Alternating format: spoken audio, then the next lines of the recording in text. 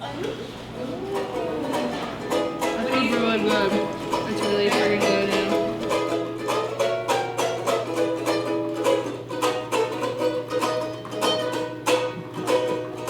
Does anybody want to buy a heart? Even though it's broke, it still works when it starts. And the things I feel tear me apart. The feeling makes me feel less smart. Does anybody want to buy a heart? One thing that I noticed is that there's no place to get food after like 7 o'clock at night. You know, and me and my friends would always be driving around at like 10 or 11, which is like when I get hungry, trying to get some nosh before the party starts or whatever, and there's nothing. And I was like, all right, we need to start something. My name is Patrick Brennan, aka Patty Puke, some people call me.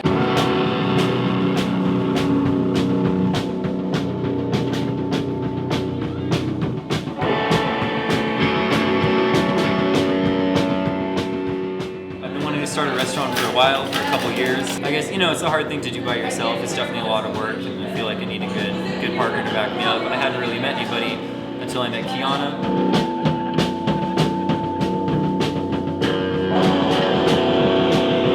My name is Kiana Tavakoli. I'm 22, I'm from El Paso, and I am the co-owner of SB's Late Night Lunchbox.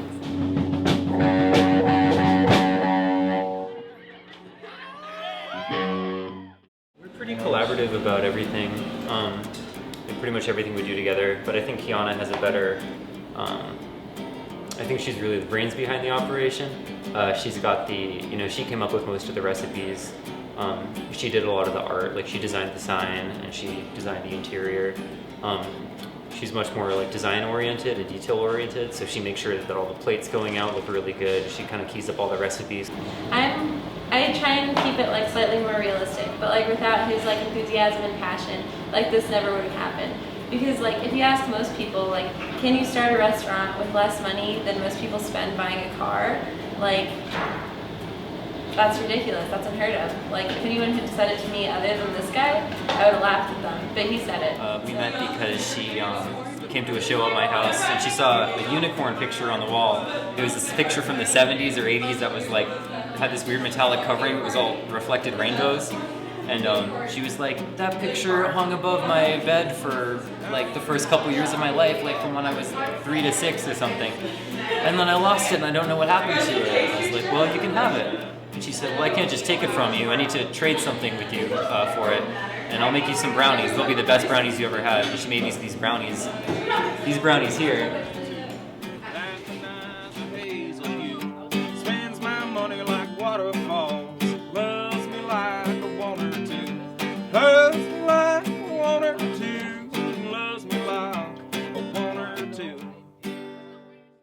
It took a long time to, you know, pass all the inspections and get everything lined up.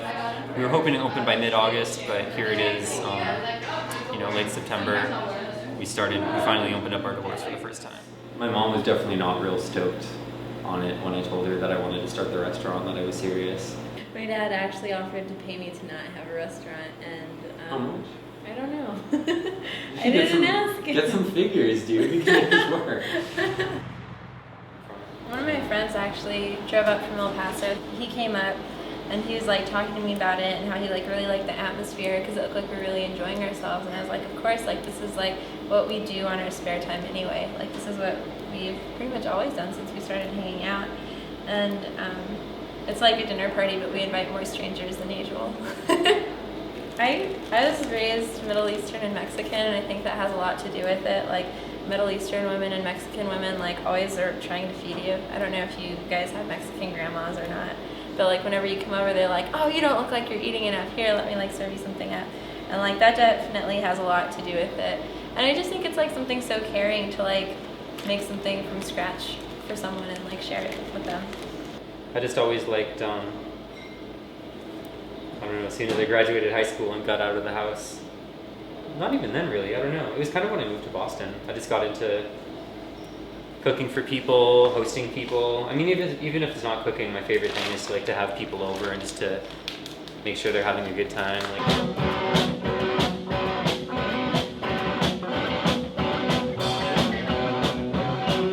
I was vegan for at the time, like, it was really apparent to me that there's like a lot of stigma surrounding vegan food. People are like, oh, vegan, gross, and like don't want to try it because they've had like either poor vegan experiences in their past, or like they can't imagine something being good without like all sorts of animal fat. Oh, this is a permanent cash register. We figured, why have a cash register? It's kind of an indulgence. We can just do the math ourselves and give people a change. To really function in a healthy way, we'd have to make about $250 a day. Or that averaged out over the week, which I don't know how much that is, because some of that math, $12.50 a week, I think. That seems like a lot too. I don't know, whatever, $250 a day. And so far I'd say we're averaging about half that. We're actually doing pretty good as far as, we're paying the rent. Our food costs are definitely a little bit higher than I was hoping they'd be, because it was just a rule of thumb that like 30% of your income should go towards food costs. And I'd say it's a lot higher right now. I don't know exactly how much it is, but the trouble is we're buying a lot of things locally. We're buying a lot of things like fresh and new every day, rather than going through a bulk restaurant supplier. And that's definitely kind of hurting us. But that's what we want to do. We don't really want to sacrifice the food quality for something so pedantic as money, which is maybe why we're bad business people. Yeah.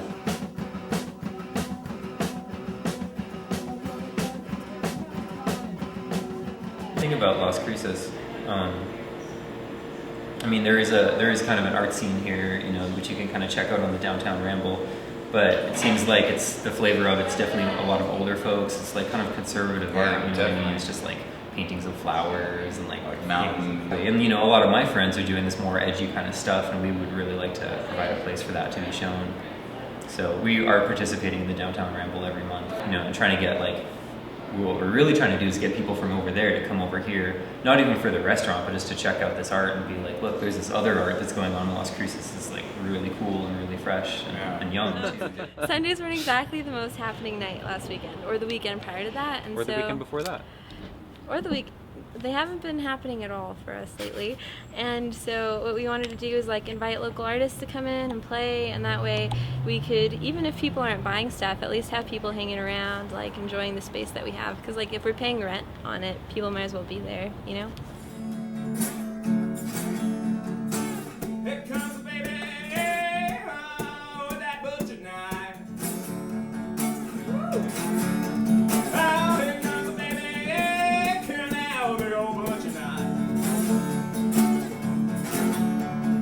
Oh, that woman's gonna try and take my life. Here comes the baby, with that loaded Colt 45. Here comes the baby, with that Colt 45. I ain't gonna make it out of here alive. We're rushing because of what time it is.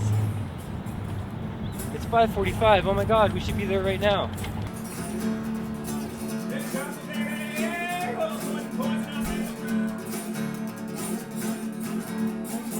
Here comes the baby, putting poison way up in my food. That woman's got too many moves. Here comes the baby, oh, snorting like the crooks all the time.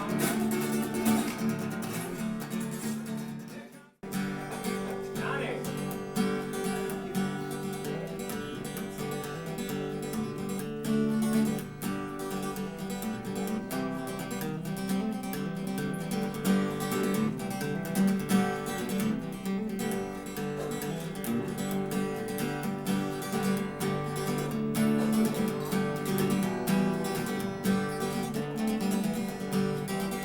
What she sings with her guts, it makes my mind bleed. A wonderful soul in my eyes she can read. She drives us around, talking all the night.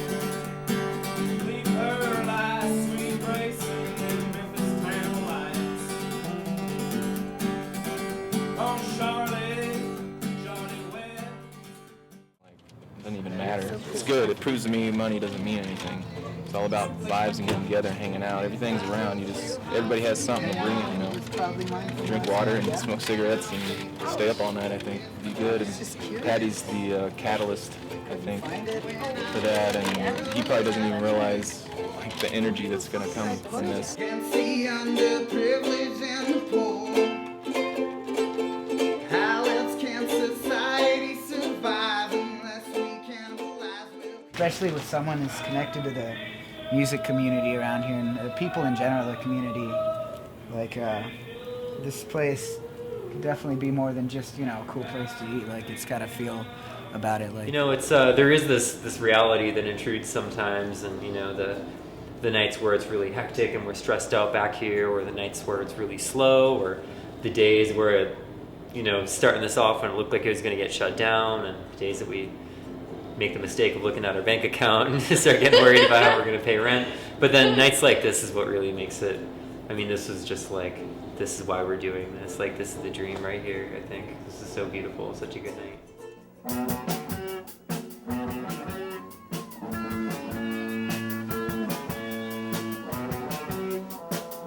Okay, I was hanging out with one of my friends, and like, I was kind of being like, oh man, I'm so cool, I'm starting a business, and he was like, that's cool, I'm enjoying my young 20s, and like, that hurt so bad.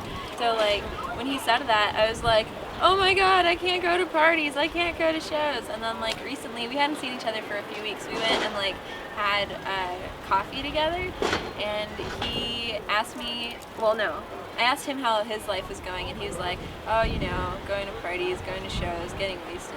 How's your life going? And I was like, everything's awesome. Like, I feel so fulfilled. I'm doing something that I love. So like, even though this probably isn't gonna be what I do for like the rest of my life, I think we'll know to quit before we get bitter, right?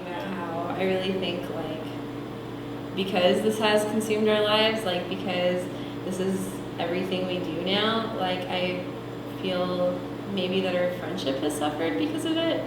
Like yesterday, Patty called me upon waking and didn't ask me how I was. Didn't ask me what I'd been up to on my day off. He asked me when I was getting into town so he could borrow my car. And I don't know. It's just like, I guess, a natural interaction for people that are business partners, but it just like kind of sucked because like Patty is my best friend, and I'm afraid that like business partner is gonna overtake best friend when really all I want is best friend. Today is Halloween, the best holiday ever. We're playing a house show at our friend's house, and now we're headed over there, and we're fucking stoked.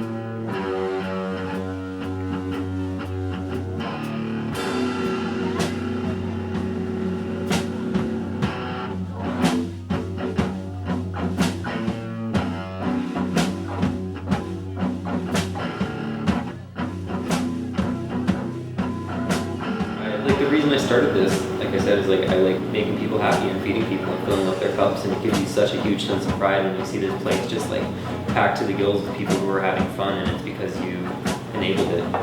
This is our first time. It was good. Heart attack right from the beginning. 5 stars.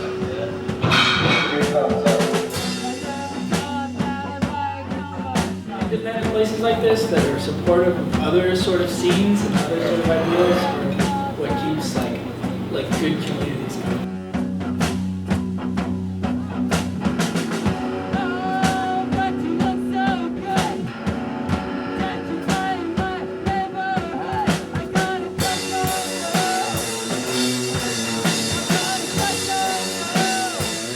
I said this to Patty the other day, 'cause last week I was here for the show, last Sunday, and I was like, Patty, this is the Gaslight Cafe in Greenwich Village in 1962. Like, you know, this is one of those places that even though Las Cruces isn't really on the map, I hope that one day people are like, yeah, you know, that's where all those great artists came from, was SB's Late Night Lunchbox. Like, I think it has potential to be a home base.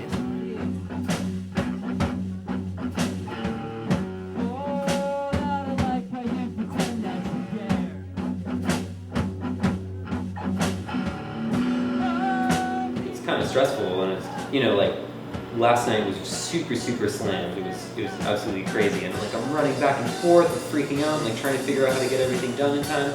But at the same time, every time I come out here, it's this room full of people who are just like smiling and laughing and eating food and like being happy. And, like, I think like people should realize that if they're like willing to like be broke and like fall on their faces, like they can make something really awesome happen.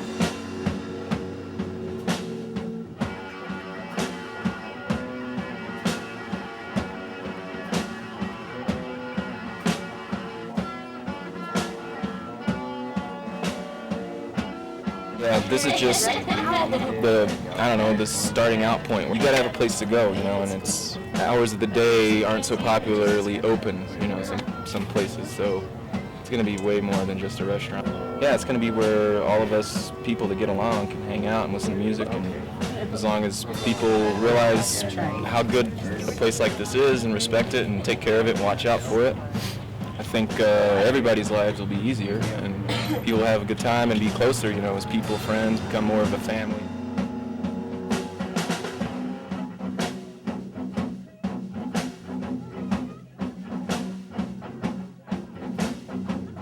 yeah, I mean, the thing I learned from all this is like believe in your dream. Once you really commit to something, it's gonna happen, you know, and you can stake everything on it. And if it's a good thing, then people are going to see that it's a good thing and come to your aid and help it out. Like, you're going to have to pull some late nights, and sometimes you're not going to have enough money to buy 40s or, you know, pay rent or whatever, but eventually it's going to happen.